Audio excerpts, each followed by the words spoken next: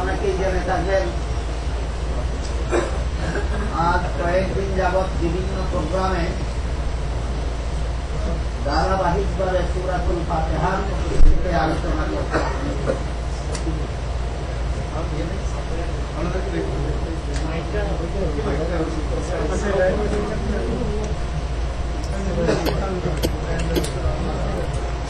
উত্তম এখান থেকে উত্তম হ্যাঁ বলো আছে ছিল উত্তর সামনে নেওয়া লাগতো আমার সামনে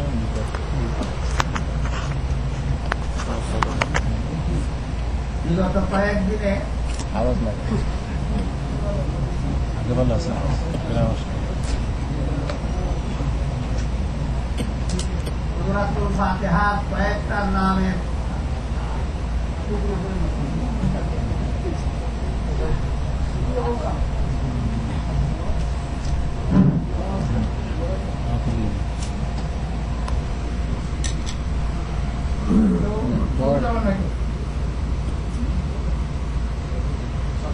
বিগত কয়েকদিনে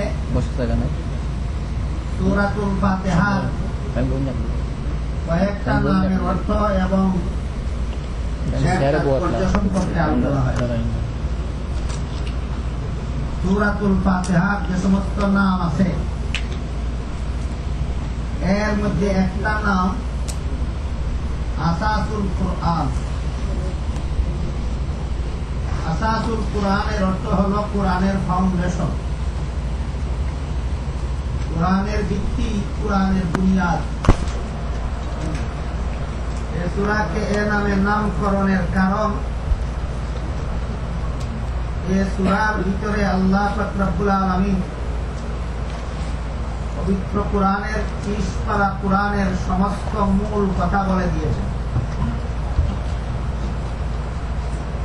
কোন বিল্ডিং এর ফাউন্ডেশন যেমন ভাবে পূর্ণ বিল্ডিং এর মূল হয়ে থাকে, তেমনিভাবে সূরাতুল ফাতিহায় সমস্ত কোরআনের মূল কথা বলে দেওয়া হয়েছে। এই জন্য আল্লাহ পাক রব্বুল আলামিন এই সূরাকে আসাসুল কুরআন নামে, কোরআনের ফাউন্ডেশন নামে নামকরণ করে। আমাদের বুঝার ব্যাপার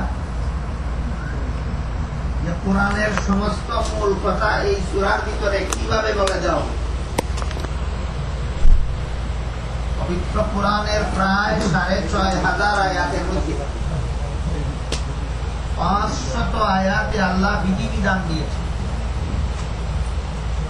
আইন কানুন, নিয়ম নীতি, করণীয় বর্জনীয়, হালাল হারাম, জায়েজ না জায়েজ, বৈধ অবৈধ এর নীতিমালা বর্ণনা করেছে। প্রায় ৬,৫০০ আয়াতের মধ্যে বিধিবিধান আছে ৫০০ আয়াত, আর বাকি ৬,৫০০ আয়াতে আছে ওয়াজ নসিহত।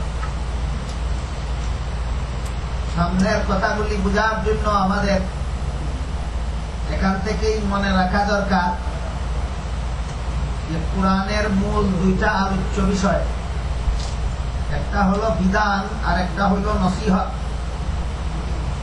বিধান কাকে বলে আর নসিহত কাকে বলে? বিধান হলো হালাল হারামের নাম, কোন কাজ হালাল কোন কাজ হারাম, কোনটা করতে হবে কোনটা ছাড়তে হবে, কোন কাজ করলে সওয়াব হবে কোন কাজ করলে গুনাহ হবে, এর বিবরণের নাম বিধান। আর নসিহত হলো আল্লাহর বিধান পালন করলে কি পুরস্কার পাওয়া যাবে, আর আল্লাহর বিধান লঙ্ঘন করলে কি শাস্তি হবে, এর বিবরণের নাম হলো নসিহত। বিধান হলো কোন কাজ করতে হবে আর কোন কাজ ছাড়তে হবে তার বিবরণের নাম, আর নসিহত হলো বিধান পালন করার পুরস্কার কি আর বিধান লঙ্ঘন করার শাস্তি কি, এর বিবরণের নাম নসিহত। যেমন একটা উদাহরণ বুঝেন, পবিত্র কোরআনের বিভিন্ন আয়াতে আল্লাহ বলেছেন আকিমুস সালাহ, তোমরা নামাজ কায়েম করো। এক আয়াতে বলেছেন ইন্নাস সালাতা কানাত আলাল মুমিনিনা কিতাবাম মাওকুতা, নিশ্চয়ই নির্ধারিত সময়ে নামাজ কায়েম করা মুমিনদের জন্য ফরজ করা হইল। এই আয়াতে নসিহত করা হইল না বিধান দেওয়া হইল? বিধান দেওয়া হইল, নামাজ পড়া ফরজ, এটা পড়তে হবে। এই আয়াতের বিষয়বস্তু নসিহত না বিধান? বিধান। কিন্তু অন্য আয়াতে আল্লাহ পাক রব্বুল আলামিন বলেন জান্নাতীরা জাহান্নামীদেরকে জিজ্ঞাসা করবে ইয়াতাসাআলুনা আনিল মুজরিমিন মা সালাকাকুম ফি সাকার ক্বালু লাম নাকু মিনাল মুসাল্লিন। জান্নাতীরা জান্নাত থেকে জাহান্নামীদের জিজ্ঞাসা করবে তোমরা কোন কারণে জাহান্নামী হলে? তারা বলবে লাম নাকু মিনাল মুসাল্লিন, দুনিয়াতে আমরা নামাজীদের দলভুক্ত ছিলাম না। নামাজীদের দলভুক্ত না হওয়াটা আমাদের জাহান্নামী হওয়ার অন্যতম কারণ। এতে আল্লাহ বলে দিলেন নামাজ ছেড়ে দিলে জান্নাতে যেতে হবে। এখানে কোন বিবরণ, বিধান না নসিহত? নসিহত। হাদিস শরীফে রাসূল করিম সাল্লাল্লাহু আলাইহি ওয়াসাল্লাম বলেন নামাজ বেহেশতের চাবি। নামাজীদেরকে যে নামাজ আদায় করলো এই নামাজটাকেই পরকালে বেহেশতের চাবি হিসাবে দেওয়া হবে। এটা কি বিধান না নসিহত? তাহলে কোন কাজ করতে হবে আর কোন কাজ ছাড়তে হবে এর বিবরণের নাম হইল বিধান। আর বিধান পালন করার পুরস্কার কি আর লঙ্ঘন করার শাস্তি কি, এর বিবরণের নাম হইল ওয়াজ, নসিহত, উপদেশ। সমস্ত কোরআনের প্রায় ৬,৫০০ আয়াতে আল্লাহ এই দুইটা বিষয়ে আলোচনা করছে, এর বাইরে আর কোন আলোচনা নাই। এই দুইটা বিষয় আল্লাহ সূরাতুল ফাতিহার ভিতরে আলোচনা করে। তাহলে সূরাতুল ফাতিহা ৩০ পারা কোরআনের কি হইল? ফাউন্ডেশন। এজন্য আল্লাহ পাক রব্বুল আলামিন সূরাতুল ফাতিহাকে আসাসুল কোরআন নামে নামকরণ করেছেন, ৩০ পারা কোরআনের ফাউন্ডেশন। তারপর আল্লাহ ৩০ পারা কোরআনে যত নসিহত করেছেন, কি পরিমাণ আয়াতে নসিহত আছে আর কি পরিমাণ আয়াতে বিধান আছে, এটা আপনাদের মনে রাখার মতো। মাত্র ৫০০ আয়াতে আছে বিধান আর ৬,০০০ আয়াতে আছে নসিহত। বিধানের আয়াত বেশি না নসিহতের আয়াত বেশি? নসিহতের আয়াত। সমস্ত কোরআনের ১৩ ভাগের ১২ ভাগ নসিহত আর ১ ভাগ হলো বিধান। এর কারণ কি? তার কারণ হলো যে পরিমাণ বিধান দিলে বান্দা পালন করার ক্ষমতা রাখে, আল্লাহ সেই পরিমাণ বিধান দিয়েছে। এর বেশি বিধান দিলে বান্দা তা পালন করার ক্ষমতা রাখে না। এজন্য আল্লাহ বলেন লা ইউকাল্লিফুল্লাহু নাফসান ইল্লা উসআহা। আল্লাহ বান্দার সাধ্যের বাইরে কোনো বিধান দেন না। যে বিধান পালন করার সাধ্য আছে তার সেই বিধান দেন, যে বিধান পালন করার সাধ্য নাই সেই বিধান দেন না। উদাহরণস্বরূপ ধরুন, আমরা প্রতিটি সেকেন্ডে সেকেন্ডে আল্লাহর কোনো না কোনো নিয়ামত অনবরত কন্টিনিউ ভোগ করতেছি কিনা? প্রতিটি মুহূর্তে মুহূর্তে আল্লাহর কোন নিয়ামত ভোগ করতেছি। এর একটা উদাহরণ বাতাস। মুহূর্তে মুহূর্তে আল্লাহর বাতাস নাক দিয়ে টানতেছি আর ছাড়তেছি, ব্যবহার করতেছি, এর মাধ্যমে আমি জীবিত থাকতেছি। তাহলে বিবেক যদি নষ্ট না হয়ে থাকে, বিবেক যদি সুস্থ থাকে, তাহলে আমার বিবেক বলে প্রতি সেকেন্ডে একবার আলহামদুলিল্লাহ বলা দরকার। একটা শ্বাস টানলাম, আলহামদুলিল্লাহ বলা দরকার। শ্বাস ছাড়লাম, আলহামদুলিল্লাহ বলা দরকার। যার সৃষ্টি বাতাস টেনে আমি বেঁচে আছি, তাদেরকে ধন্যবাদ দেওয়াটা উচিত নয়। যে কোনো মানুষে আপনাকে সামান্য একটু উপকার করলে আপনি তাকে থ্যাংক ইউ দিতে পারেন। আল্লাহ বাতাস সেকেন্ডে সেকেন্ডে তার টানতেছেন, আল্লাহ কি থ্যাংক ইউ হওয়ার জন্য নয়? আমরা কি প্রতি সেকেন্ডে সেকেন্ডে আল্লাহকে একবার ধন্যবাদ দেই না? আল্লাহ ইচ্ছা করলে এই বিধান দিতে পারতেন, একবার নিঃশ্বাস টানলে আমার একবার আমাকে আলহামদুলিল্লাহ বলতে হবে, আর একবার নিঃশ্বাস টানলে আমাকে আলহামদুলিল্লাহ বলতে হবে, আর একবার নিঃশ্বাস টানলে আমাকে আলহামদুলিল্লাহ বলতে হবে। এই বিধান আল্লাহ দিতে পারতেন। এইটুকু বিধান দিলে আমাদের জীবনযাত্রা অচল হয়ে যাবে। আমাদের সংসারে কোনো কাজকর্ম আর কথাবার্তা বলা সম্ভব হইত না। এই বিধান পালনটা আমাদের সাহিত্যের ভিতরে হইতো না, বাইরে হইত। এই জন্য উচিত ছিল এমন বিধান দেওয়া, তারপরও আল্লাহ দয়া করে এই বিধান আমাদেরকে না দিয়ে রেহাই দিয়েছে। এই জন্যই আল্লাহর ওলিগণ কামিল বুজুর্গগণের কাছে যারা নিজেকে খাঁটি আল্লাহর বান্দা বানাবার জন্য ট্রেনিং গ্রহণ করে, প্রশিক্ষণ গ্রহণ করে, তাদেরকে এক পর্যায়ে আল্লাহর ওলিগণ কামিল পীরগণ একটা ওজিফা দিয়ে থাকে। এই ওজিফাটাকে জিক্রে পাঁচ আমফাল বলা হয়। এর মর্ম হল, আমি প্রতিটি নিঃশ্বাস টানার সময় ধ্যান করব আল্লাহ, আর ছাড়ার সময় ধ্যান করব হু। শ্বাস টানতে আমি নাক দিয়ে আল্লাহ বলি, শ্বাস ছাড়তে আমি নাকের দ্বারা হু বলি। এর দ্বারা 24 ঘন্টায় যত লক্ষ কোটিবার নিঃশ্বাস টানা হইল, তত লক্ষ কোটিবার আল্লাহর জিকির করা হয়। আল্লাহ পাক রব্বুল আলামিন ইচ্ছা করলে এই বিধানটা আমাদের উপর ফরজ করতে পারতেন, এবং ফরজ করলে সেটা অযৌক্তিক হইত না, যুক্তিসঙ্গত হইত, যুক্তিসঙ্গত হইত। তারপর আল্লাহ এমন করা বিধান দেননি কেন আমাদের অন্য কাজে ব্যাঘাত করে? আমাদের উপর দয়া করেছে, দয়া করে বিবেকসম্মত যুক্তিসম্মত বিধান দেওয়ার থেকে আমাদেরকে আল্লাহ রেহাই দান করেছে। তাই আল্লাহ রব্বুল আলামিন 500 আয়াতে আমাদের জন্য কি পরিমাণ বিধান দিয়েছেন, যে পরিমাণ বিধান পালনের সাধ্য নাই, যে পরিমাণ বিধান পালনের সাধ্য আছে, যে পরিমাণ সাধ্য আছে সেই পরিমাণ বিধান দিয়েছেন 500 আয়াত। কিন্তু নসিহতের আয়াত এর চেয়ে 12 গুণ বেশি কেন? বিধানের আয়াত 1 গুণ আর নসিহতের আয়াত 12 গুণ বেশি কেন? এর কারণ হল, মানুষের স্বভাব এমন, এদেরকে আল্লাহর বিধান শুনাইয়া দিলেই বিধান পালন করতে চায়, আর দূরে আল্লাহর বিধান পালন করাইয়া দিলে সেটা আল্লাহর কাছে কবুল হয় না। তাহলে বিধান পালনের ব্যবস্থাটা কি হবে? শুনাইয়া দিলে পালন করে না, আর দূরে পালন করাইয়া দিলে সেটা আল্লাহর কাছে কবুল হয়।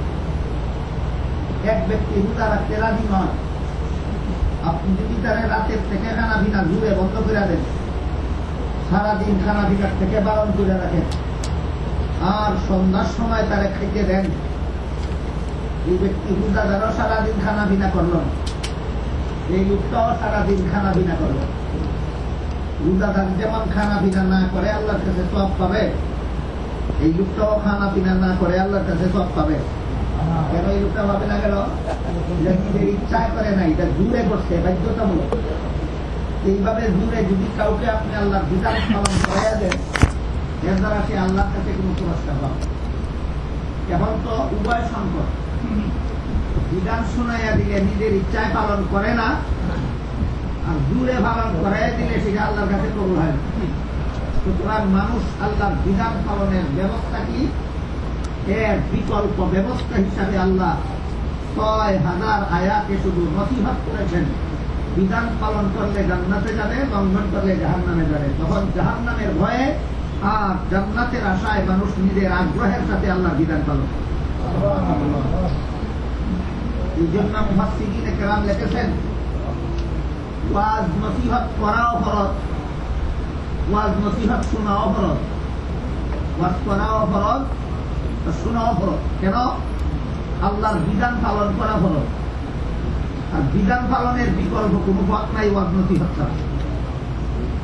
ওয়াজ নসিহত যার অন্তরে ঢুকে একমাত্র সেই ব্যক্তি আল্লাহর বিধান পালন করতে পারে। ওয়াজ নসিহত যার অন্তরে ঢুকে না সে আল্লাহর বিধান পালন করতে পারে না। এই জন্য ওয়াজ নসিহত করা ও ফরজ, শোনা ও ফরজ। তবে ওয়াজ করা ফরজে কিফায়া। একজন আলেম ওয়াজ করলে অন্য আলেমের পক্ষ থেকে আদায় হয়ে যায়, কিন্তু ওয়াজ শোনা ফরজে কিফায়া নয়। ওয়াজ শোনা ফরজে আইন। একজনে ওয়াজ শুনলে যে ওয়াজ শুনলো না তার অন্তরে আল্লাহ ভয় ঢুকে। মানে ওয়াজ শোনাটা একজনে শুনলে অন্যজনের আদায় হয়ে যায় না, সবাইকে শুনতে হবে। এই জন্য একজন ওয়াজ করে আর সবাই মনোযোগ দিয়ে শোনে, এইগুলো কারণ। একজন ওয়াজ করলে অন্য আলেমের পক্ষ থেকে আদায় হয়, একজন ওয়াজ শুনলে অন্যদের পক্ষ থেকে আদায় হয় না। এই জন্য পুরুষের জন্য যেমন ওয়াজ শোনা ফরজ, মেয়ে লোকের জন্য ওয়াজ শোনা ফরজ। আমি লক্ষ্য করেছি আজকের এই ওয়াজ মাহফিলে, তাফসীর মাহফিলে কিছু মা বোনা এসেছেন ওয়াজ শোনার জন্য। তাই আমি এই কথা প্রসঙ্গে আমার মূল আলোচনার থেকে একটু দূরে গিয়ে মা বোনদের সম্পর্কে দুটি কথা বলতে চাই। হাদিস শরীফে রাসূল করিম সাল্লাল্লাহু আলাইহি ওয়াসাল্লাম বলেছেন, যে সমস্ত মেয়ে লোকেরা 4টা কাজ করে আল্লাহ তার জন্য জান্নাতের সবগুলি দরজা খুলে দেবে। যে দরজা দিয়া ইচ্ছা সেই দরজা দিয়া মেয়ে লোক জান্নাতে প্রবেশ করবে। কতটা কাজ করলে? 4টা কাজ। রাসূল বলেন, আল মারআতু ইযা সাল্লাত খামসাহা, নারীরা যদি 5 বেলার নামাজটা ঠিকমতো পড়ে, ওয়া সামাত শাহরাহা, রমজান মাসের রোজাটা যদি ঠিকমতো রাখে, ওয়া আতাআত বালাহা, আর স্বামীর বাধ্য হইয়া যদি জীবনযাপন করে, ওয়া আহসানাত ফারজাহা, আর নিজের সতীত্ব যদি রক্ষা করে জীবনভর। কোন কাজ? 5 বেলার নামাজ, রমজানের রোজা, স্বামীর বাধ্যতা আর সতীত্ব রক্ষা। এই 4 কাজ যে নারী করবে, আল্লাহর রাসূল বলেন সেই নারীর জন্য পরকালে আল্লাহ বেহেশতের সবগুলি দরজা খুলে দেবে। যে দরজা দিয়ে ইচ্ছা সেই দরজা দিয়ে নারী করবে বেহেশতে প্রবেশ করতে। পক্ষান্তরে ভিন্ন হাদিসে রাসূল করিম সাল্লাল্লাহু আলাইহি ওয়াসাল্লাম বলেন, নারীদের সতীত্ব নষ্ট হয় বেহায়া চাল চলনের কারণে, লজ্জাহীন চাল চলনের কারণে নারীদের সতীত্ব নষ্ট হয়। লজ্জাহীন চাল চলনের উদাহরণ দিয়া এক হাদিসে রাসূল করিম সাল্লাল্লাহু আলাইহি ওয়াসাল্লাম বলেন, আমি দুনিয়া থেকে বিদায় হওয়ার পর এক শ্রেণীর নারীর আগমন হবে দুনিয়াতে। আমি থাকা অবস্থায় এমন নারী দুনিয়াতে আসে নাই। আমি দুনিয়া থেকে চলে যাওয়ার পর এক শ্রেণীর নারী দুনিয়াতে আসবে। এদের অবস্থা এমন হবে যে এরা বেপর্দা অবস্থায় পথে ঘাটে ঘোরাফেরা করে এবং এমন পোশাক পরে ঘোরাফেরা করবে যে পোশাক পরা আর উলঙ্গ থাকা সমান। এই সমস্ত নারীরা জান্নাতে যাবে দূরের কথা, এরা জান্নাতের সুগন্ধ পাবে। কাজেই নারীদের সতীত্ব রক্ষা করলে যে জান্নাতের সবগুলি দরজা খোলা থাকবে, সতীত্ব রক্ষার ব্যবস্থাটা কি তাও আল্লাহ রাসূল বলে দিয়েছেন। বেহায়া চাল চলন যে নারী বন্ধ রাখে ওই নারীর সতীত্ব রক্ষা হয়। যে নারী বেহায়া চাল চলন বন্ধ রাখে না ওই নারীর সতীত্ব রক্ষা হয়। অন্য হাদিসে রাসূল করিম সাল্লাল্লাহু আলাইহি ওয়াসাল্লাম বলেন, যে নারী শরীয়তের বিধান মতে স্বামীর ঘর করবে, এই নারী পুরুষ যুদ্ধের ময়দানে গিয়া শত্রুর মোকাবেলায় লড়াই করলে যেই সওয়াব পায়, নারী শুধু স্বামীর ঘর করার কারণে সেই সওয়াব পায়। হাদিস শরীফে রাসূল করিম সাল্লাল্লাহু আলাইহি ওয়াসাল্লাম বলেন, পুরুষ যুদ্ধের ময়দান থেকে বিজয়ী হয়ে ফিরলে পায় গাজীর সওয়াব। কোন নারী সন্তান প্রসবের পরে বেঁচে থাকলেও পায় গাজীর সওয়াব। হাদিস শরীফে রাসূল করিম সাল্লাল্লাহু আলাইহি ওয়াসাল্লাম আরো বলেন, পুরুষ যুদ্ধের ময়দানে শত্রুর মোকাবেলায় লড়াই করতে গিয়ে মারা গেলে পায় শহীদের সওয়াব। কোন নারী সন্তান প্রসবের সময় মারা গেলেও পায় শহীদের সওয়াব। তাহলে দেখা গেল পুরুষও জেহাদের সওয়াব পায়, নারীও জেহাদের সওয়াব পায়। পুরুষও গাজীর সওয়াব পায়, নারীও গাজীর সওয়াব পায়। পুরুষও শহীদের সওয়াব পায়, নারীও শহীদের সওয়াব পায়। একই কাজের দ্বারা না ভিন্ন ভিন্ন কাজের দ্বারা। নারীকে আল্লাহ আলাদা যোগ্যতা দিয়ে সৃষ্টি করেছেন, কাজ আলাদা দিয়েছেন, কিন্তু পুরস্কার দিবেন পুরুষের সমান। এই জন্য একজন নারী রাসূল করিম সাল্লাল্লাহু আলাইহি ওয়াসাল্লামকে জিজ্ঞেস করেছিল, হে আল্লাহর রাসূল, আপনি যে বললেন মদিনা শরীফের মসজিদের নামাজের জামাতে শরীক হইলে এক রাকাতে 50,000 রাকাতের সওয়াব পাওয়া যায়, সেই সওয়াবটা কি আমার হাসিল করার দরকার নাই?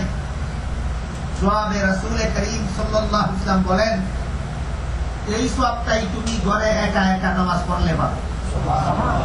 পুরুষ মসজিদের জামাতে গিয়ে নামাজ পড়লে যেই সওয়াব, নারী ঘরে একা একা নামাজ পড়লে সেই সওয়াব। কাজেই আল্লাহ এবং আল্লাহর রাসূলের পক্ষ থেকে নারীদেরকে অনেক অনেক ফ্যাসিলিটি দেওয়া হয়েছে, অনেক অনেক সুযোগ সুবিধা দেওয়া হয়েছে।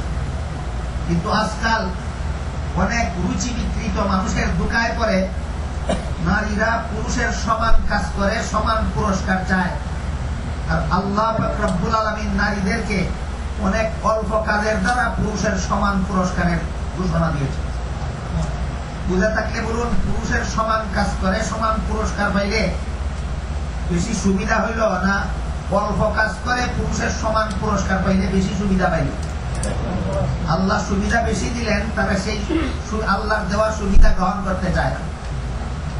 নারীও যুদ্ধের মাঠে পুরুষের সাথে অংশগ্রহণ করতে চায়, নারীও যুদ্ধের মাঠে পুরুষের সাথে মরণ বরণের মাধ্যমে শহীদের সওয়াব চায়, নারীও পুরুষের সাথে মসজিদের নামাজে জামাতে উপস্থিত হয়ে সেই সমান সওয়াব পায়, অথচ পাইতে চায়। অথচ আল্লাহ রাসূল বলেন, পুরুষ মসজিদে গিয়া জামাতে নামাজ পড়ে যেই সওয়াব পাবে, নারী ঘরে একা একা নামাজ পড়েই সেই সওয়াব পাবে। বুঝে থাকলে বলুন, আল্লাহ পাক রব্বুল আলামিন ইবাদত বন্দেগীর বেলায় পুরুষদেরকে যে সমস্ত দায় দায়িত্ব দিয়েছেন, নারীদেরকেও সেগুলি দিয়েছেন না অনেক কম? কিন্তু পুরস্কারের বেলায়ও কম না সমান সমান? এইখানেই নারী লাভবান। দায়িত্ব পালন করবে কম, কিন্তু পুরস্কার পাবে সমান।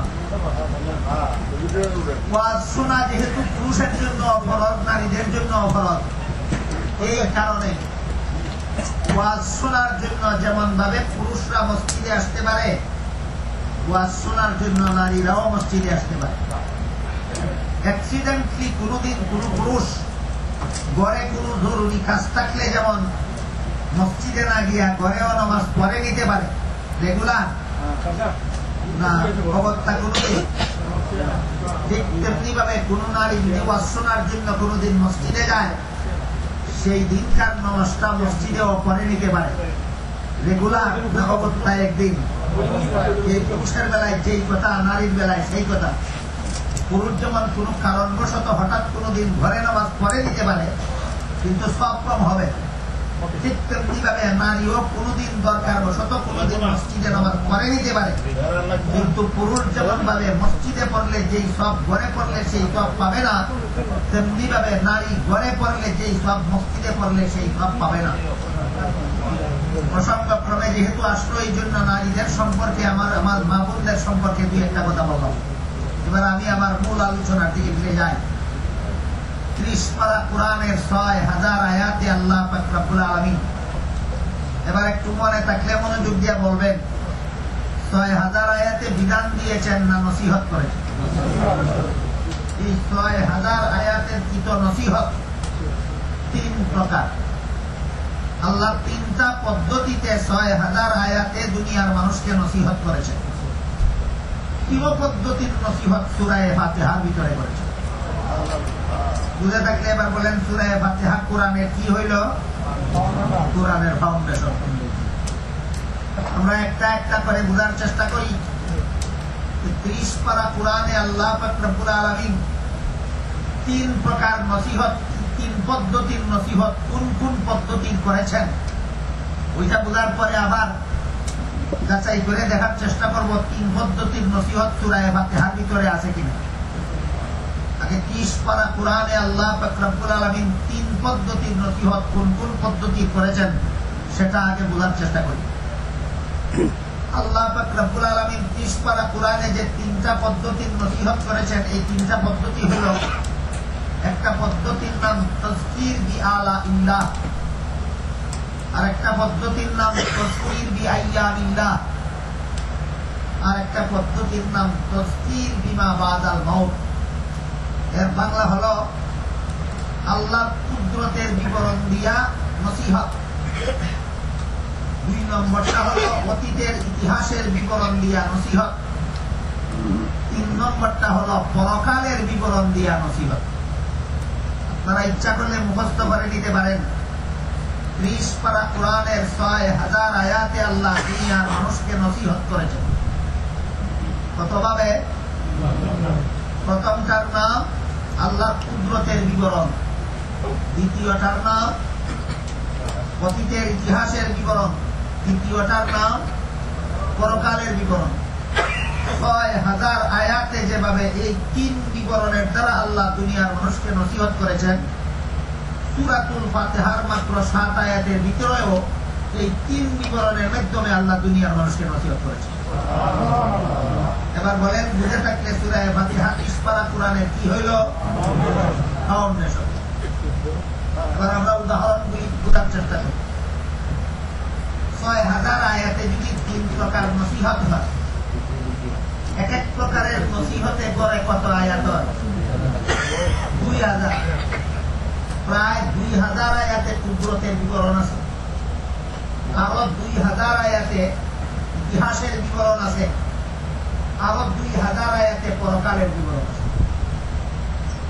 3 প্রকারের নসিহত বাদ দিয়া শুধু 1 প্রকারের নসিহত যদি শুনতে চান, আল্লাহ সমস্ত কোরআনে যে যতটুকু যা বলেছেন সবগুলি যদি শুনতে চান, 2000 আয়াতের নসিহত বোঝা তো দূরের কথা, সারা রাত্রে তেলাওয়াত করেও শেষ করা যাবে।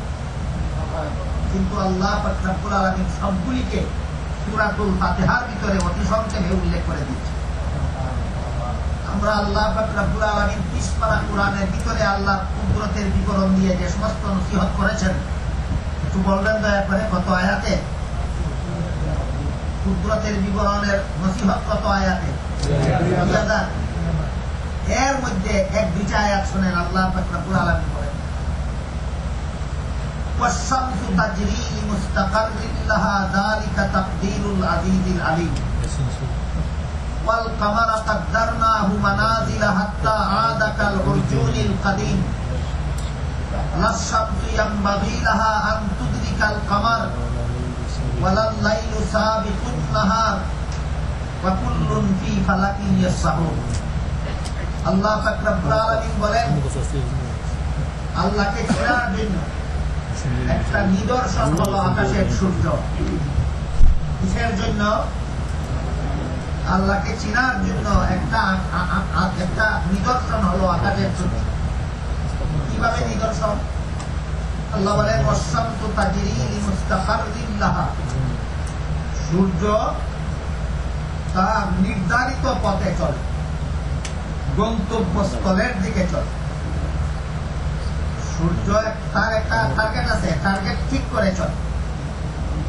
যে কারণে সূর্য প্রতিদিন পূর্ব আকাশে উদয় হয়, পশ্চিম আকাশে অস্ত যায়। কোনদিন কি পশ্চিম আকাশে উদয় হয়, কোনদিন কি পূর্ব আকাশেও অস্ত যায়। উদয়স্ত কি উত্তর দক্ষিণেও হয়? হয় না।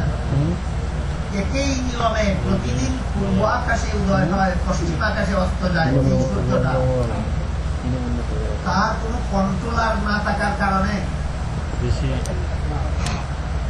কন্ট্রোলার টাকা আল্লাহ বুঝাতে চান সেই কন্ট্রোলারই হলেন আল্লাহ। এই সূর্য দেখলেও তোমরা আল্লাহকে চিনতে পারো, সূর্যের মধ্যে গবেষণা করলেও তোমরা আল্লাহকে চিনতে পারো। তারপরে আল্লাহ পাক রব্বুল আলামিন বলেন ওয়াল কামারা কাদ্দারনাহু মানাজিলা হাত্তা আদা কাল উরজুনিল কাদিম। সূর্য চলে সূর্যের টার্গেট মতে, চন্দ্র চলে চন্দ্রের টার্গেট মতে, তারপরেও সূর্যের অবস্থায় আর চন্দ্রের অবস্থায় বিভিন্ন ব্যবধান আছে। এর মধ্যে একটা ব্যবধান হল সূর্য সদা সর্বদা গোলাকার থাকে, চন্দ্র উদয় হয় সময় কাশি চিনেন আপনারা, কাশি ঘাস কাটা কাশির মতো থাকে, আস্তে আস্তে আস্তে আস্তে বড় হয়ে সূর্যের মতো গোলাকার হয়, আবার আস্তে আস্তে আস্তে আস্তে ক্ষয় হয়ে কাশির মতো হয়। সাহাবায়ে কেরাম জিজ্ঞেস করলেন রাসূল করিম সাল্লাল্লাহু আলাইহি ওয়াসাল্লামের কাছে, ওগো আল্লাহর রাসূল, সূর্য সর্বদা একই আকৃতিতে থাকে এবং তার টার্গেট নিয়ে উদয়াস্ত যায়, চন্দ্র যদিও তার টার্গেট নিয়ে উদয়াস্ত যায় কিন্তু বাড়ে কমে কেন? সূর্য তো কোনো সময় বাড়ে না কমে না, চন্দ্র বাড়ে কমে কেন? আল্লাহ পাক রব্বুল আলামিন প্রশ্নের জবাবে আয়াত নাযিল করে বলেন ইয়াসআলুনাকা আনিল আহিল্লাতি কুল হিয়া মাওয়াকিতু লিন-নাস। হে রাসূল করিম সাল্লাল্লাহু আলাইহি ওয়াসাল্লাম, লোকেরা আপনাকে চন্দ্র কেন বাড়ে কমে এই প্রশ্ন করে, আপনি তাদের প্রশ্নের জবাবে বলে দিন চন্দ্রও যদি সূর্যের মতো বাড়ত না কমত না, সদা একই আকৃতিতে থাকত, তাইলে চন্দ্রটা সারা দুনিয়ার মানুষের জন্য ইন্টারন্যাশনাল ক্যালেন্ডার হতে পারত না। চন্দ্রকে আমি সারা বিশ্ববাসীর জন্য ইন্টারন্যাশনাল ক্যালেন্ডার বানিয়ে দিয়েছি, এই ক্যালেন্ডারের দায়িত্ব পালন করে বাড়া কমার মাধ্যমে। অন্য আয়াতে আল্লাহ পাক রব্বুল আলামিন বলেন আলাম তারাউ কাইফা খালাকাল্লাহু সাবআ সামাওয়াতিন তিবাকা ওয়া জাআলাল কামারা ফীহিন্না নূরান ওয়া জাআলাশ শামসা সিরাজা। তোমরা গবেষণার মন নিয়ে আকাশে তাকাও, দেখো আল্লাহ পাক রব্বুল আলামিন স্তরে স্তরে সাতটা আসমান সৃষ্টি কেমন ভাবে করেছে। তারপর এই সর্বনিম্নতম আসমানের নিচের মহাশূন্যে আল্লাহ পাক রব্বুল আলামিন সূর্যকে তোমাদের বাতি স্বরূপ আর চন্দ্রকে জ্যোতি স্বরূপ স্থাপন করেছে। সূর্য হলো বিশ্ববাসীর জন্য বাতি, যে দেশে উদয় হয় সেই দেশে আর রাত্রি থাকে না। বর্তমান বাংলাদেশে সূর্য উদয় হয়েছে, সেখানে আর রাত্রি নাই। বর্তমান আমেরিকার থেকে সূর্য অস্ত গিয়েছে, এখানে রাত্রি চলে এসেছে। এক দেশে উদয় হয় সেই দেশে রাত্রি থাকে না, আরেক দেশে অস্ত যায় সেই দেশে রাত্রি চলে আসে। এই ডিসিপ্লিনটা করলো কে? কেউ করে নাই। বিবেক কি বলে? কেউ করে নাই না, কেউ করেছে। আল্লাহ বলেন এই ডিসিপ্লিনটা যিনি করেছেন তিনি আল্লাহ। এটা চিন্তা করলেই তোমরা আল্লাহর পরিচয় পাবে। তারপরে বলেন ওয়াল কামারা কাদ্দারনাহু মানাজিলা হাত্তা আদা কাল উরজুনিল কাদিম লাশ-শামসু ইয়ানবাগি লাহা আন তুদরিকাল কামারা ওয়ালাল লাইলু সাবিকুন নাহার। এতেই ওয়া কুল্লুন ফি ফালাকিন ইয়াসবাহুন। পৃথিবী বেষ্টনকারী একই মহাশূন্যে সূর্য ও সাঁতার কাটে, চন্দ্র ও সাঁতার কাটে। সাঁতার কাটে বললেন কেন? কোন মানুষ যেমন পানিতে নেমে যখন সাঁতার কাটে তখন তার কোন খুঁটির সাথে তার শরীর ঠেক লাগানো থাকে না, ভাসমান অবস্থায়। পানির মধ্যে কোনো কিছু দাঁড়াই কোনো কিছুতে দাঁড়াইয়া সাঁতার কাটা যায় না, ভাসমান অবস্থায় সাঁতার কাটা হয়। ঠিক তেমনি ভাবে চন্দ্র সূর্য বাতাসের মধ্যে ভাসমান অবস্থায় আছে, কোন খুঁটির মাথায় বাধা নাই। সাঁতার কাটা মানুষ যেমন পানির মধ্যে ভাসমান অবস্থায় থাকে, তেমনি ভাবে চন্দ্র সূর্য সূর্যস্থানে কেমন অবস্থায় আছে? ভাসমান অবস্থায়। আল্লাহ বুঝাতে চান এই সূর্যটা প্রতিদিন তোমাদের মাথার উপর দিয়া পূর্ব দিক থেকে পশ্চিম দিকে যায়, চন্দ্রটাও এই আকাশেই সাঁতার কাটে। বাধা বন্ধন আছে না ভাসমান? ভাসমান হচ্ছে। এমত অবস্থায় সূর্যের সাথে যদি চন্দ্রের টক্কর থাকতো, চন্দ্রের সাথে যদি সূর্যের ঘর্ষণ লাগতো, লেগে যদি চন্দ্র অথবা সূর্য ভেঙ্গে টুকরা টুকরা হয়ে পৃথিবীতে পড়ত, তোমাদের দশাটা কি? বিজ্ঞানীরা তো বলেন সূর্যটা পৃথিবীর থেকে 9,30,00,000 মাইল দূরে, আর পৃথিবীর থেকে 13 লক্ষ গুণ বড়। 13 লক্ষ পৃথিবী একত্র করলে যত বড় হইতো সূর্যটা তত বড় আছে। 13 লক্ষ পৃথিবী একত্র করলে যত বড় হইতো সূর্যটা বর্তমানে তত বড় আছে। সুতরাং একই মহাশূন্যে সাঁতার কাটার সময় চন্দ্র সূর্য টক্কর লেগে যদি 13 লক্ষ টুকরা হইতো সূর্যটা, তবু তো একটা টুকরা সমান পৃথিবীটার সমান হইতো। কি বলেন? একটা টুকরা হইতো পৃথিবীটার সমান। চন্দ্রের সাথে টক্কর লেগে সূর্য 13 লক্ষ টুকরা হইয়া পৃথিবীর সমান একটা টুকরা হইয়া সেই টুকরাটা যদি পৃথিবীর উপর পড়ত, বলো পৃথিবীর মানুষেরা তোমাদের দশাটা কি? এই অ্যাক্সিডেন্ট থেকে তোমাদেরকে রক্ষা করে কে? আল্লাহ পাক রব্বুল আলামিন বলেন, তোমার বিবেককে জিজ্ঞাসা করো, অ্যাক্সিডেন্টটা ঘটে না কেন? টক্করটা লাগে না কেন? সূর্য চূর্ণ বিচূর্ণ হইয়া তোমাদের মাথায় পড়ে না কেন? একজন কন্ট্রোলার আছে, সেই জন্য আল্লাহ পাক রব্বুল আলামিন বলেন সেই কন্ট্রোলার হলাম আমি। এই সমস্ত আয়াতে আল্লাহ আমাদেরকে কোন পদ্ধতিতে নসিহত করলেন? কুদরতের বিবরণ, আল্লাহর ক্ষমতা, আল্লাহর শক্তি, আল্লাহর কুদরতি ব্যবস্থায় আমরা বেঁচে আছি। আল্লাহর কুদরতি ব্যবস্থায় এই পৃথিবীতে আমরা জীবনযাপন করতে পারতেছি। আল্লাহর কুদরতি ব্যবস্থায় চন্দ্র সূর্য উদয়স্ত যায়। আল্লাহর কুদরতি ব্যবস্থায় মহাশূন্যে চন্দ্র সূর্য সাঁতার কাটে। একটার সাথে আরেকটার টক্কর লাগে না, ঘর্ষণ লাগে না, ভেঙ্গে চুরমার হয়ে আমাদের মাথার উপর পড়ে যায় না, কোন কন্ট্রোলার না থাকার কারণে। বিবেক কি বলে? আল্লাহ বুঝাতে চান সেই কন্ট্রোলার হইলেন আল্লাহ, সেই কন্ট্রোলার হইলেন আল্লাহ। কথাগুলি বুঝে থাকতে বলুন, এই আয়াত আমাদেরকে বিধান দিয়েছেন, নসিহত করেছেন কত নম্বর পদ্ধতিতে? 1 নম্বর পদ্ধতিতে নসিহত করেছেন। আল্লাহকে চিনো এইভাবে, সূর্যের মধ্যে চিন্তা করে আল্লাহকে চিনো, চন্দ্রের মধ্যে চিন্তা করে আল্লাহকে চিনো। এই জন্য যে সমস্ত নাস্তিকেরা আল্লাহ আছেন বিশ্বাস করে না, এই সমস্ত নাস্তিকেরা এক সময় হযরত ইমাম আবু হানিফা রাহমাতুল্লাহি আলাইহিকে চ্যালেঞ্জ করে, আল্লাহ আছেন এই কথাটা বিবেক সম্মতভাবে আমাদেরকে বুঝাইয়া দিতে হবে। ইমাম আবু হানিফা রাহমাতুল্লাহি আলাইহি চ্যালেঞ্জ গ্রহণ করেন। দিন তারিখ ধার্য হলো, স্থান ধার্য হলো, যথাসময়ে যথাস্থানে নাস্তিকেরা উপস্থিত হয়ে গেল, আবু হানিফা রাহমাতুল্লাহি আলাইহি অনুপস্থিত রইল। তারা বসে গল্প গুজব করতেছিল, এই মুল্লা প্রমাণ করতে পারবে না আল্লাহ যে আছে, এই জন্য মুল্লা তারিখ দিয়ে আসে নাই। এমত অবস্থায় টাইম লস করে শেষ পর্যন্ত ইমাম আবু হানিফা রাহমাতুল্লাহ সেখানে উপস্থিত হল। নাস্তিকেরা জিজ্ঞাসা করলো, আলোচনা পরে হবে, আগে বলো তোমার আসতে দেরি হইল কেন? ইমাম আবু হানিফা রাহমাতুল্লাহি আলাইহি বলেন, আমার আসার পথে বিশাল একটা নদী ছিল, যে নদী পার হওয়ার কোন ব্যবস্থা নাই, জাহাজ নাই, নৌকা নাই, স্টিমার নাই, লঞ্চ নাই, পুল তো নাই, এই কারণে আমার আসতে দেরি হইল। তারা জিজ্ঞাসা করলো, তাহলে সেই নদী তুমি পার হলে কিভাবে? তিনি বলেন, আমি অনেকক্ষণ পর্যন্ত দাঁড়ানোর পর একটা গাছ নিজে নিজেই চিরে তক্তা হয়ে গেল, তক্তাগুলি একটার সাথে আরেকটা জোড়া লেগে নৌকা হয়ে গেল।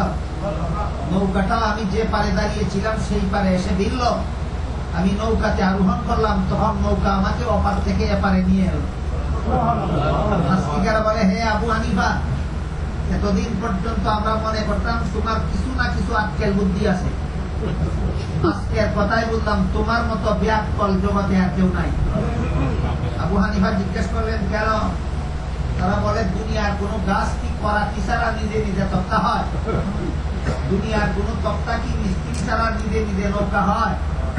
দুনিয়ার কোন নৌকা কি মাঝি ছাড়া নদীর এপার থেকে সেপার যায়?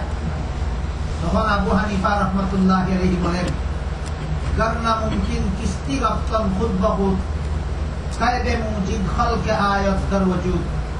একটা গাছ যদি করাতি ছাড়া তক্তা হতে পারে না, কতগুলি তক্তা যদি মিস্ত্রি ছাড়া নৌকা হতে পারে না, একটা নৌকা যদি মাঝি ছাড়া নদীর এপার থেকে সেপার যেতে পারে না, পৃথিবীর থেকে 13 লক্ষ গুণ সূর্যটা মহাশূন্যে সাঁতার কাটে তোমার মাথার উপর দিয়ে কিভাবে যেতে পারে? পৃথিবীর থেকে 13 লক্ষ গুণ বড় সূর্যটা শূন্য স্থানের উপর দিয়া তোমার মাথার উপর দিয়া কিভাবে যেতে পারে চালক ছাড়া?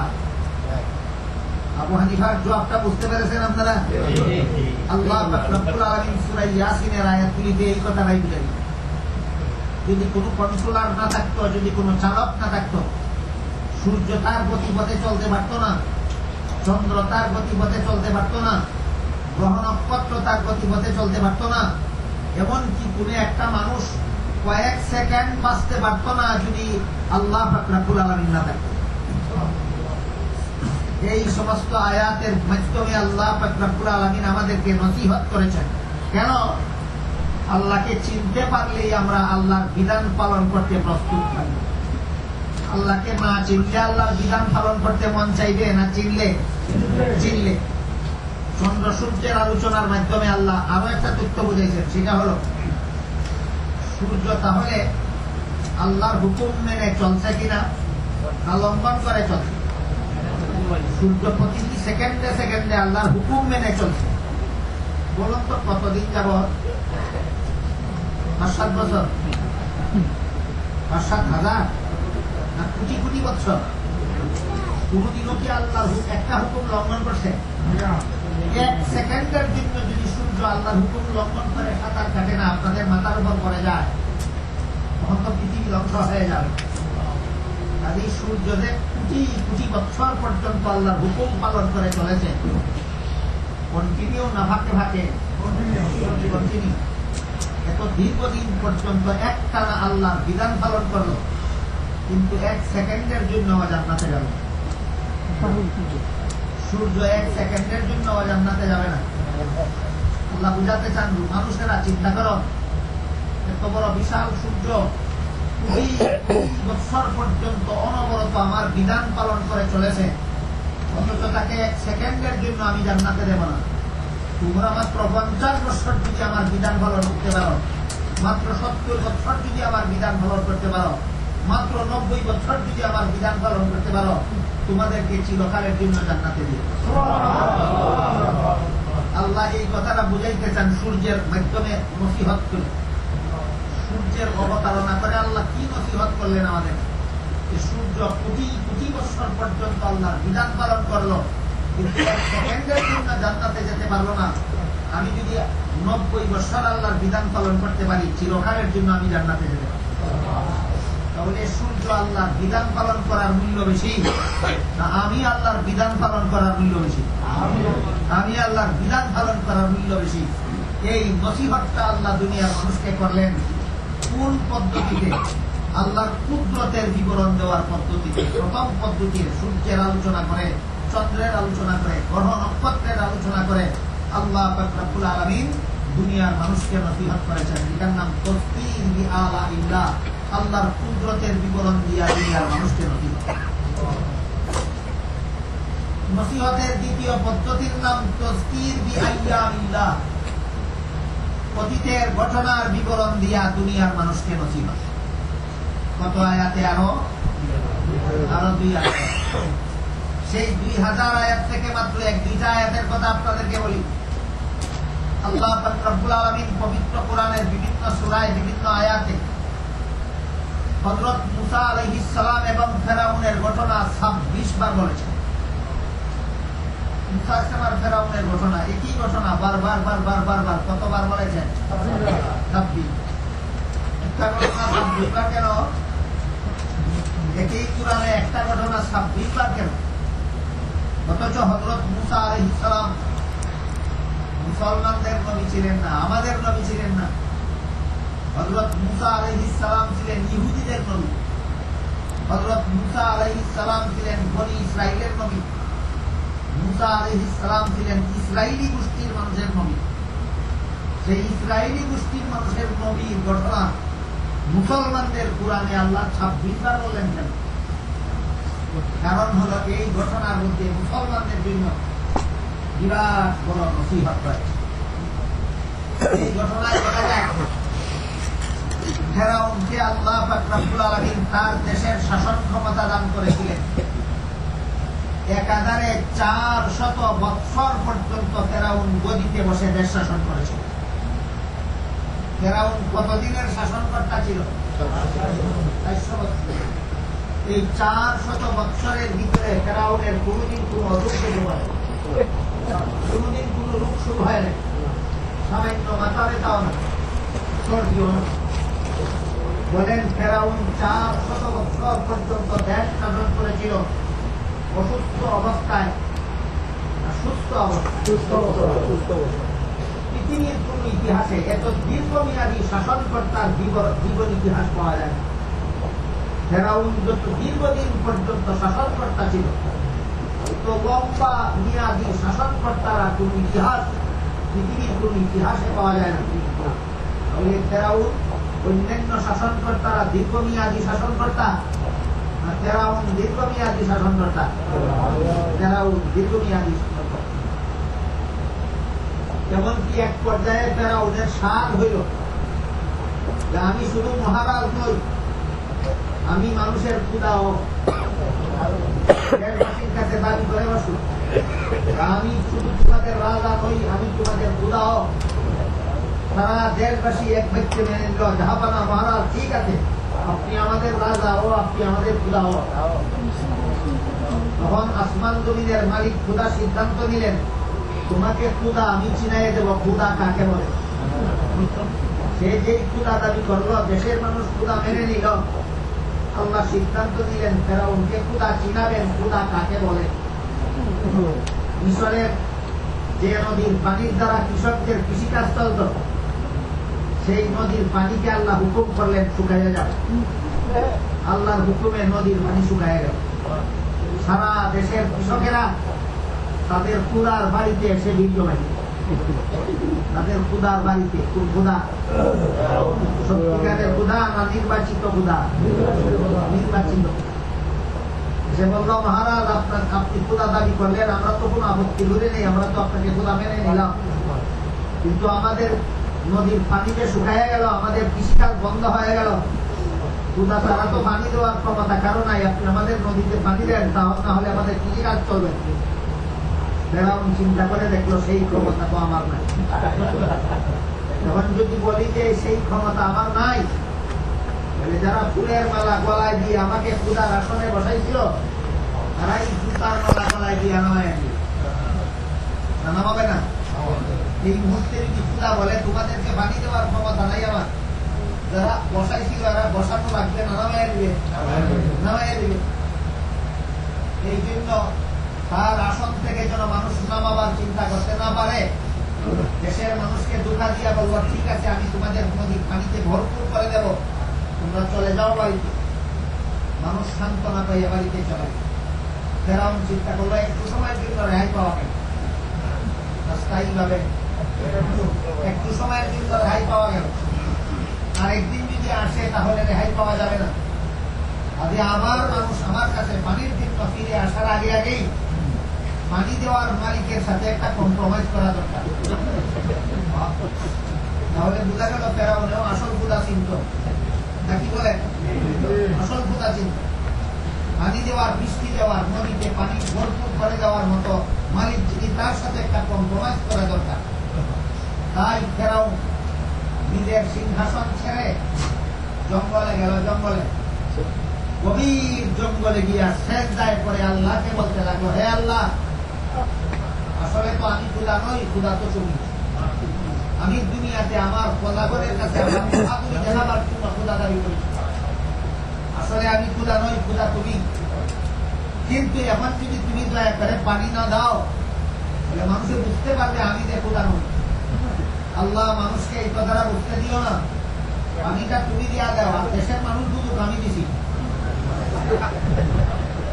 রাজনৈতিক বাটপারি কারে করে, রাজনৈতিক বাটপারি।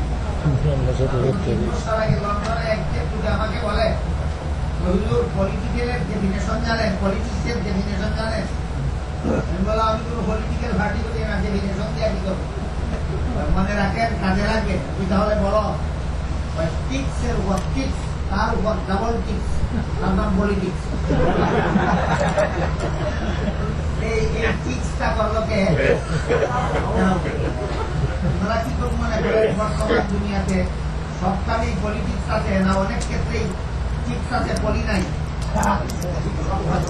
সবখানেই পলিটিক্স আছে না? অনেক ক্ষেত্রেই শুধু টিক্স আছে, পলি নাই। এই কারণে এই কাজটা করলো, টিক্স করলো, পলি নাই। পলিটিক্স নয়, এটা টিক্স।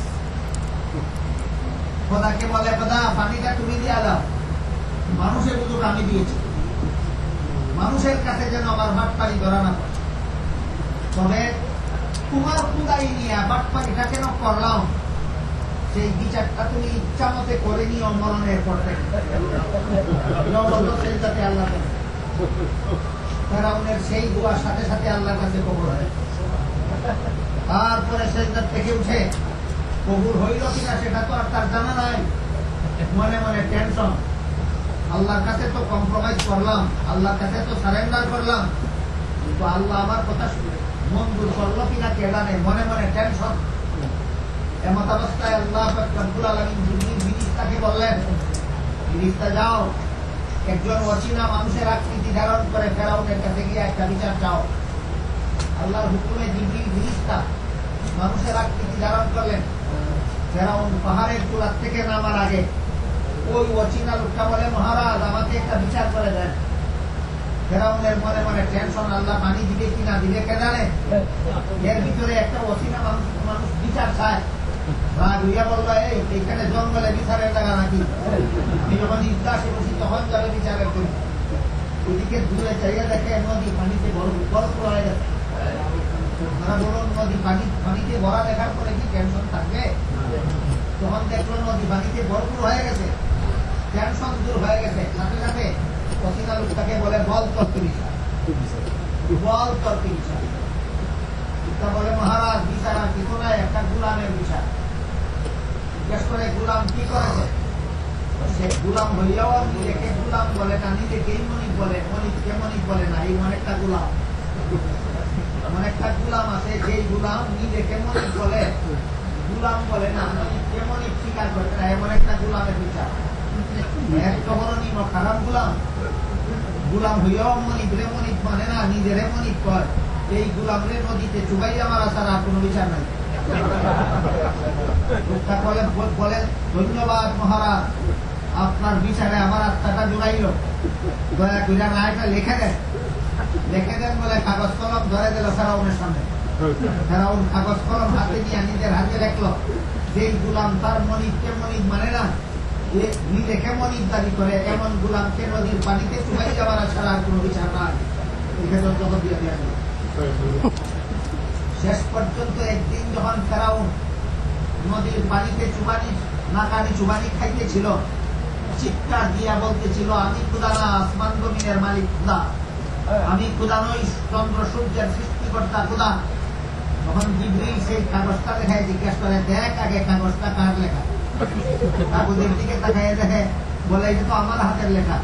জিবরিল বলে, আমি অচেনা মানুষ নই, আমি জিবরিল, আল্লাহর হুকুমে তোর কাছ থেকে তোর রায় নিয়েছিলাম, তোর রায় মতে আজকের থেকে তোর বিচার শুরু। এই ঘটনাগুলি আল্লাহ পাক রব্বুল আলামিন কুরআনে কেন বললেন? গদিওয়ালাদেরকে নসিহত করার জন্য। তোমার গদি 400 বছর থাকবে না, যার গদি 400 বছর ছিল তার দশা কি হয়েছে চিন্তা করো। বুঝতে পারছেন? হে দুনিয়ার সমস্ত গদিওয়ালারা ফেরাউনের মতো গদিওয়ালা হইতে পারবে না কোনদিন। বুঝে থাকতে বলুন, ফেরাউন কতদিনের গদিওয়ালা ছিল? অসুস্থ অবস্থায়, সুস্থ, জীবনে কোনোদিন সর্দিও করেনি, জীবনে কোনোদিন গায়ে জ্বর আসেনি, অসুস্থতা আসেনি। এইরকম গদিওয়ালা দুনিয়াতে অতীতেও কখনো ছিল না, ভবিষ্যতেও কোনোদিন হবে না। এত বড় প্রভাবশালী দীর্ঘমেয়াদী গদিওয়ালাকেও যদি একদিন এই পৃথিবী ছাড়তেই হইল, একদিন জাহান্নামের পথে যেতেই হইল, তাহলে তোমরা অল্প দিনের জন্য গদি পাইয়া যারা সেই খোদার বিরুদ্ধে বিদ্রোহ করো, তোমাদের পরিণতি কত ভয়ঙ্কর হবে চিন্তা করে দেখো। এই ঘটনার ভিতরে আল্লাহ দুনিয়ার মানুষকে কি করলেন? বিধান দিলেন, নসিহত করলেন কোন সিস্টেমে? দ্বিতীয় পদ্ধতিতে নসিহত করলেন, অতীতের ঘটনার বিবরণ দিয়া দুনিয়ার মানুষকে নসিহত। কথা বুঝলেন কিনা দেখুন। 30 পারা কোরআনের 6000 আয়াতে আল্লাহ পাক রব্বুল আলামিন দুনিয়ার মানুষকে নসিহত করেছেন। কত পদ্ধতিতে? এর মধ্যে ফেরাউনের ঘটনার বিবরণ কত নম্বর পদ্ধতিতে বলে? 2 নম্বর পদ্ধতিতে। 3 নম্বর পদ্ধতি পরকালের বিবরণ দিয়ে আল্লাহ দুনিয়ার মানুষকে নসিহত করেছেন। গড়ে কত আয়াত? 2000 আয়াত। 2000 আয়াত তো বাকি রাতে তেলাওয়াত করেও শেষ করা যাবে না। এর মধ্যে 1-2টা আয়াত আপনাদের শোনাই। আল্লাহ পাক রব্বুল আলামিন বলেন, ফাকাইফা তাত্তাকুনা ইন কাফারতুম ইয়াওমান ইয়াজআলুল বিলদানা শিবা। হে দুনিয়ার মানুষেরা, তোমরা যদি আল্লাহ বিরোধী কাজ করো তাহলে সেই দিন তোমাদের কি দশা হবে? যেই দিনের সিনারি দেখে শিশুরা বৃদ্ধ হয়ে যাবে। কোন দিনটা? আল্লাহ বলেন কিয়ামতের দিনের দৃশ্য দেখলে শিশুরা বৃদ্ধ হয়ে যাবে। অন্য আয়াতে আল্লাহ পাক রব্বুল আলামিন বলেন, ইয়া আইয়ুহান নাস ইত্তাকু রাব্বাকুম ইন্না যালযালাতাস সাআতি শাইউন আযীম ইয়াওমা তারাউনাহা তাযহালু কুল্লু মুরদিআতিন আম্মা আরদাআত ওয়া তাদাউ কুল্লু যাতি হামলিন হামলাহা ফাতারান নাসা সুকারা ওয়া হুম বিসুকারা ওয়ালাকিন্না আযাবাল্লাহি শাদীদ। আল্লাহ পাক রব্বুল আলামিন বলেন, হে রাসূল করিম সাল্লাল্লাহু আলাইহি ওয়াসাল্লাম, হাসরের মাঠের ভয়াবহ অবস্থাটা কেমন হবে?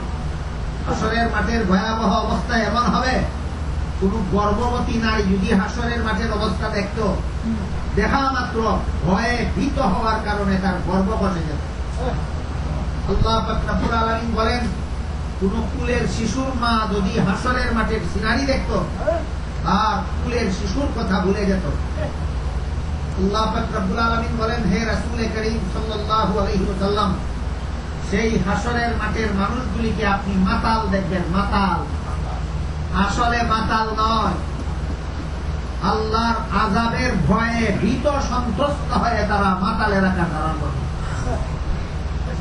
সেই দিন আল্লাহ পাক রব্বুল আলামিনের আরশের ছায়ার নিচে ছায়া পাবে 7 দল মানুষ। আরশের ছায়ার নিচে ছায়া হবার দরকারটা কি?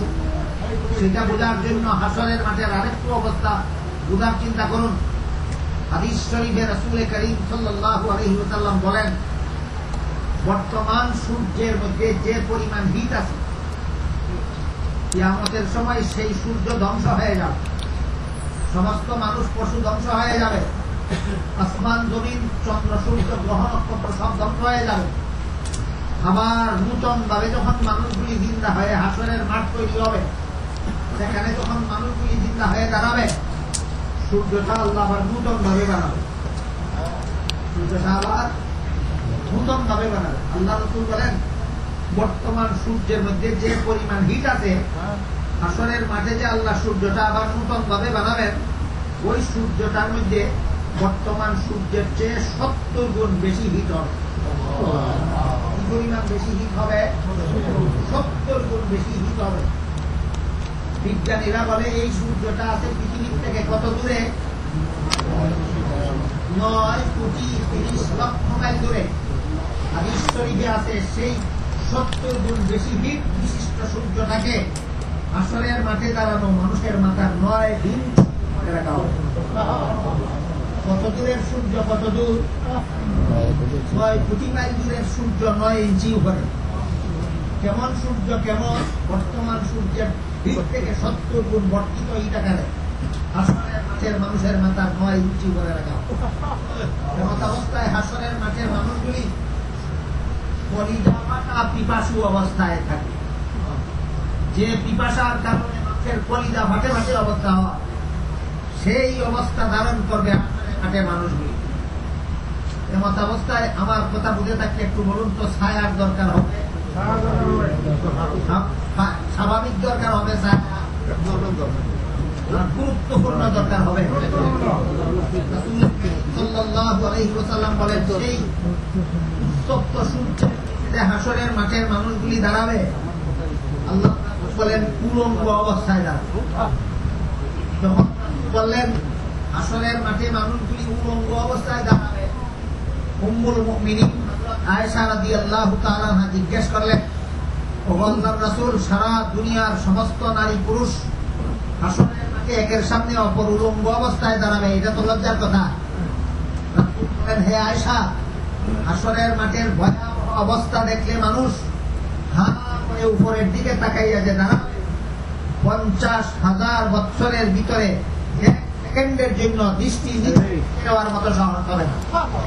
কাজেই কে নারী আর কে পুরুষ, কার পরনে কে উলঙ্গ, সেই কথা চিন্তা করার সময় রাসূল করিম সাল্লাল্লাহু আলাইহি ওয়াসাল্লাম বলেন, এই অবস্থায় মাঠের মানুষগুলি দাঁড়িয়ে থাকতে হবে যতক্ষণ পর্যন্ত তাকে 5টা প্রশ্ন না করা। বুঝে থাকলে বলুন, রাসূল কি বলেছেন? হাসরের মাঠে প্রতিটি আদম সন্তানকে কতটা প্রশ্ন করা হবে? 5টা। প্রথম প্রশ্ন, দুনিয়ার জীবন কালে বিলীন করেছ। 2 নম্বর প্রশ্ন, যৌবন কালে কি করেছ। 3 নম্বর প্রশ্ন, দুনিয়ার জীবনে যত করেছ, হালাল উপায়ে না হারাম উপায়ে। 4 প্রশ্ন, দুনিয়ার উপর মাল খরচ করেছ কাজে না হারাম কাজে। 5ম প্রশ্ন হবে, আল্লাহর হুকুম রাসূলের তরিকা পরিমাণ জানতে পেরেছ, এর মধ্যে আমল করেছ। রাসূল বলেন, 5টা প্রশ্নের জবাব পাওয়া পর্যন্ত আসলে একটি আদম সন্তান নড়াচড়া করতে পারবে না, স্থানান্তরিত হতে পারবে। এইরকম তপ্ত সূর্যের নিচে উলঙ্গ অবস্থায় ভীত সন্ত্রস্ত হয়ে আল্লাহ রাব্বুল আলামিন পবিত্র কোরআনে বলেন, কানা মিকদারুহু 50 সানা, 50,000 এক জায়গায় দাঁড়িয়ে থাকতে হবে। আল্লাহ কোরআনে বলেছেন, কে উলঙ্গ মানুষগুলি উত্তপ্ত সূর্যের নিচে দাঁড়িয়ে থাকতে হবে, 50,000 দাঁড়িয়ে থাকতে হবে।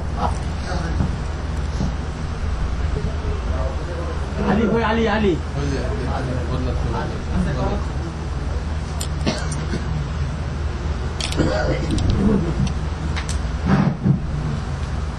হুজুর এই মুহূর্তে জায়গায় দিচ্ছেন একটা অ্যানাউন্স, আজকে আমাদের এশার নামাজ 10:30 হবে ইনশাআল্লাহ। 10:30 আজকে শুধু এশার নামাজ হবে।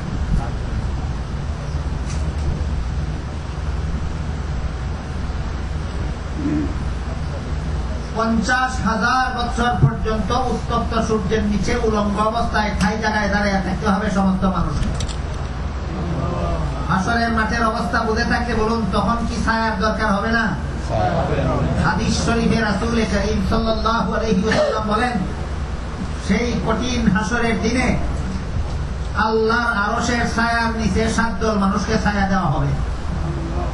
এর মধ্যে একদল শাবুন নাশা ফি ইবাদাতিল্লাহ, যারা যৌবন কাল থেকে আল্লাহর ইবাদতে লিপ্ত হইয়া যায়। আমার কথা বুঝে থাকতে বলুন, কাল হাসরের মাঠে কঠিন হাসরের দিনে আল্লাহর আরশের ছায়ার নিচে ছায়া পাইতে হইলে আমাদের দুঃখ আসতে পরে ইবাদত শুরু করব না যৌবন কাল থেকে ইবাদতে লিপ্ত হব? এতক্ষণের কথা বুঝে থাকতে বলুন, এই সমস্ত আয়াতে আল্লাহ দুনিয়ার মানুষকে কোন বিধান দিলেন না নসিহত করলেন? এটা কোন পদ্ধতির? দ্বিতীয় পদ্ধতির, পরকালের বিবরণ দিয়া নসিহত। 30 পারা কোরআনের প্রায় 6000 আয়াতে আল্লাহ পাক রব্বুল আলামিন 3 প্রকারের নসিহত করেছেন দুনিয়ার মানুষকে। একটা কুদরতের বিবরণ দিয়া নসিহত, একটা অতীতের ইতিহাসের বিবরণ দিয়া নসিহত, আর একটা পরকালের বিবরণ দিয়া নসিহত। এই 3 প্রকারের নসিহত আল্লাহ পাক রব্বুল আলামিন সূরাতুল ফাতিহার ভিতরেও করেছেন। সুতরাং সূরাতুল ফাতিহা 30 পারা কোরআনের কি হইল?